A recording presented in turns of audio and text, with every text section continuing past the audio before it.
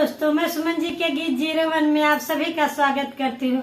अपने इस YouTube channel पर एक नाच गीत लेके आई हूँ।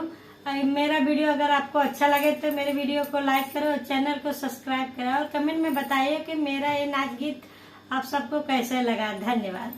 कोयल बिना बगिया ना सोहे राजा, कोयल बिना बगिया ना सोहे राजा, कोयल बिना माई बापे बिना नैहर न सोहे, माई बापे बिना नैहर न सोहे, बिरन बिना रहिया ना सोहे राजा, बिरन बिना रहिया ना सोहे राजा, बिरन बिना सास ससुर